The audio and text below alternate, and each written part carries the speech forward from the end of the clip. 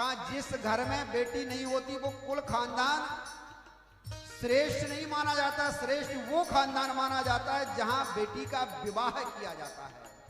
जो बेटी अपने कुल का तो उद्धार करती ही है और दूसरे कुल में भी पहुंच करके वहां पर भी वो लोगों का तरण तारण करती है, वो खानदान श्रेष्ठ होता है। महाराज कंस के मन में विचार आया, देवकी का विवाह किसके साथ? बोले बचपन के दोस्त वसुदेव उनके साथ। सुनिश्चित किया गया। वसुदेव की और भी रानियां हैं, रोहिणी आदि, कोई बात नहीं। वसुदेव के साथ देवकी का विवाह किया गया। और आज जब देवकी का विवाह किया गया, इतना प्रसन्न है और देवकी को स्वयं विदाई करने के लिए जा रहा। लेकिन देवकी को जब विदा करने के लिए जा रहा,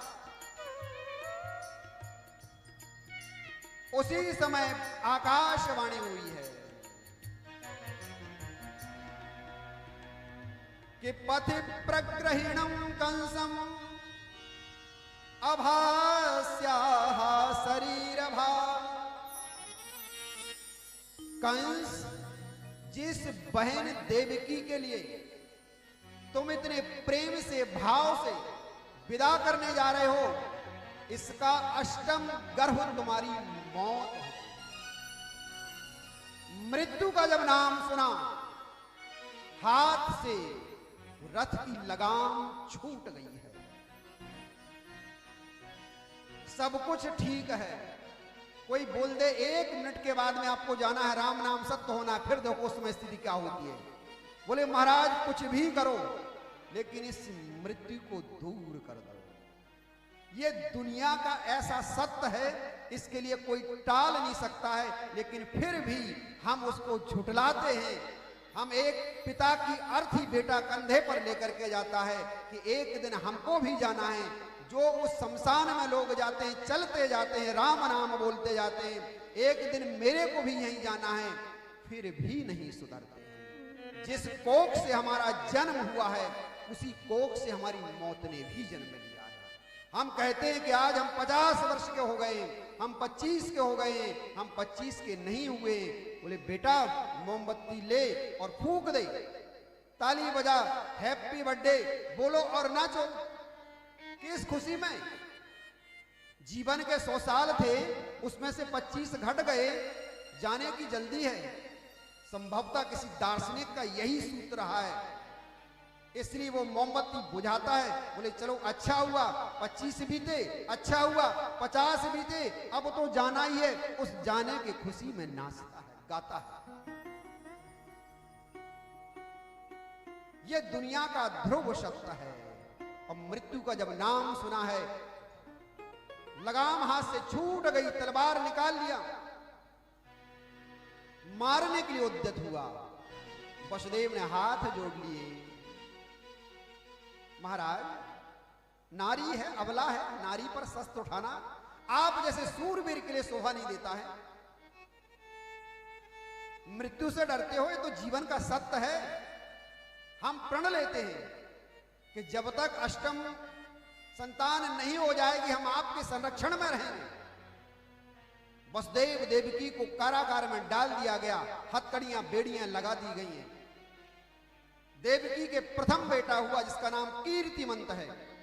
वसुदेव जी लेकर के पहुंचे महाराज कंस के पास में, और महाराज कंस ने उस बालक के लिए लिया।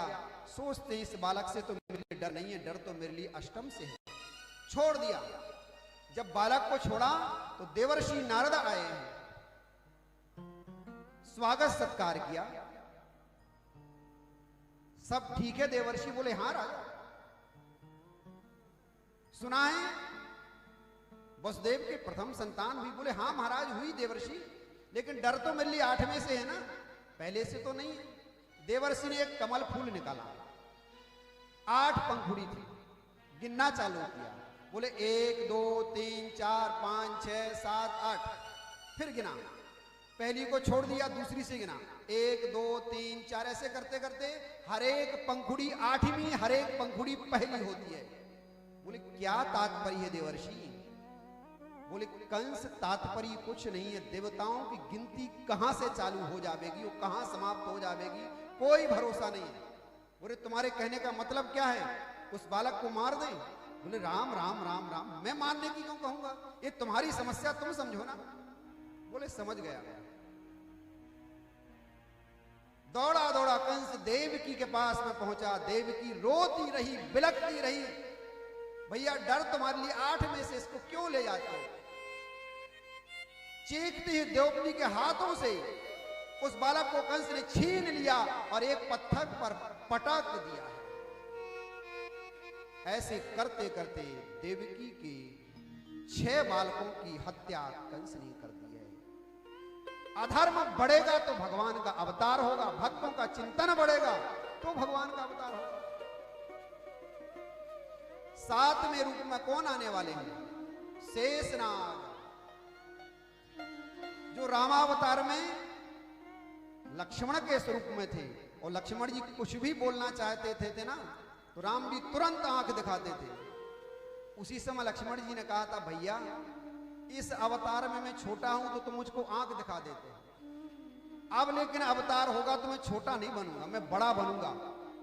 जब तुम कुछ गलती करोगे तब मैं तुम्हारे लिए बताऊंगा। आज वही शेषनाग 7वें अवतार में रोहिणी के उदर, देवकी के उदर में आए हैं। मेरे प्रभु ने माया को आज्ञा दी, माया मेरा एक काम करो, देवकी का जो 7वां गर्भ है इसको उठा करके और रोहिणी के गर्भ में स्थापित कर दो। माया ने कहा, प्रभु मेरे लिए क्या मिलेगा?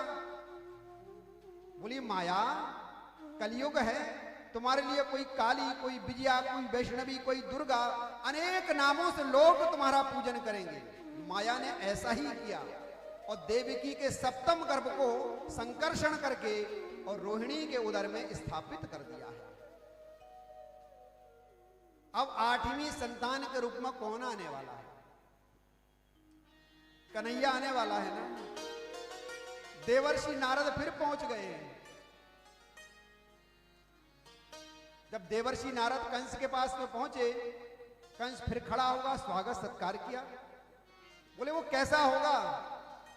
बोले राजन वो काला काला होगा, वो मुरली वाला होगा, उसके पेट में 1.5 हाथ की दाढ़ी वाला होगा। स्वरूप बतलाया। कंस के पास में भोजन की थाली आई, थोड़ी थोड़ी कटोरी सब रखी हुई, जीरा से तड़का लगा हुआ। बोले देवर्षि ने बतलाया था कि वो काला काला होगा। बोले लगता है मेरी मौत मेरे सामने आ गई है। थाली को उठा करके फेंक दिया। पूरे कक्ष में पर्दों को हटाता है, देखता है, जहां देखता है उसे कृष्ण के ही दर्शन होते हैं। तभी ना भगवान जल्दी आवेंगे। इधर मेरे प्रभु के पास में दिन लग गए, प्रभु मेरे में अवतार लो। तिथियां खड़ी हो गई, नक्षत्र खड़े हो गए। सूर्य कह रहा मेरे में आओ, चंद्रमा कह रहा मेरे में आओ। बोले ना, रामा अवतार में मैं दिन के 12 बजे आया था, सूर्य उस समय था, और सूर्य अस्त कब तक नहीं हुआ था? 6 महीने तक सूर्य अस्त नहीं हुए थे। चंद्रमा को दर्शन की उन्होंने बारी ही नहीं दी थी। और 6 महीना का मतलब कौन सा होता है पता है आपको? बोले कलयुग की आयु है 4,32,000 वर्ष कलयुग की आयु है। और कलयुग के बाद आएगा द्वापर, यानी 8,64,000 वर्ष द्वापर की। फिर इतनी प्लस करोगे तो त्रेता, और इतनी और जोड़ोगे तो सतयुग। बोले इन 4 युगों की जब 71 बार आवृत्ति हो जाती है तब ब्रह्मा का 1 दिन होता है। ऐसे ब्रह्मा के 6 महीने तक सूर्य अस्त हुए ही नहीं थे। बोले इसलिए सूर्य तुम्हारे में अवतार नहीं लेंगे, अवतार लेंगे तो रात्रि के समय में लेंगे, क्योंकि इस समय अपना नाम भी जोड़ेंगे। समय सुनिश्चित हुआ रात्रि के 12 बजे। चोर कब आते हैं? दिन में कि रात में? रात में आते हैं ना। बोलिए कलयुग के महाराज दिन में ही आ जाते हैं। इसलिए तो 6-7 बजे आ रहे हैं कन्हैया। कलयुग में भरोसा थोड़ी है, 12 बजे दिन में आ जाते हैं। ये माखन चोर करता है, चित्त की भी चोरी करता है। तिथि पहुंची, एकम पहुंची, बोली कन्हैया मेरे में आ जाओ ना। बोली तुम संसार में पूजी जाती हो। द्वितीया पहुंची, भाई दोज के रूप में जानी जाती हो। तृतीया अक्षय तीर्थ के रूप में। चौथ गणेश चतुर्थी। पंचमी ऋषि पंचमी। करते हो ऋषि पंचमी का व्रत क्यों नहीं करते हो? बोले माताओं को विशेष करके ऋषि पंचमी का व्रत करना चाहिए। जो हमारे शारीरिक परिवर्तन होते हैं, इसकी दोष की निवृत्ति के लिए वो ऋषि पंचमी का व्रत होता है। षष्ठी पहुंची, बोले अरे डाला छठ के रूप में, सूर्य षष्ठी के रूप में। सप्तमी संतान सप्तमी। नवमी में अवतार लिया ही है। दसवीं विजयादशमी। एकादशी भीमसेनी एकादशी। द्वादशी में वामन में अवतार लिया। त्रयोदशी प्रदोष के रूप में। चतुर्दशी अनंत के रूप में। और पूर्णिमा देवताओं की तिथि और अमावस्या पितरों की तिथि। अब कौन सा समय बचा? अष्टमी तिथि। अष्टमी इसलिए का राम का अवतार पूर्ण मर्यादा का अवतार। नवमी में आए थे ना, और 9 की टेबल पढ़ करके देखोगे आखिरी में 9 ही बचेगा। 9 9 दूनी 18, 8 1 9, 9 3 27, 7 और 2 9। पढ़ते जाओ जोड़ते जाओ, आखिरी में 9 ही बचेगा। और कृष्ण के लिए ये कभी घटता है कभी बढ़ता है। अष्टमी तिथि सुनिश्चित हुई है। दिन जो खाली उसको भरेंगे, बुधवार का दिन, नक्षत्र रोहिणी नक्षत्र।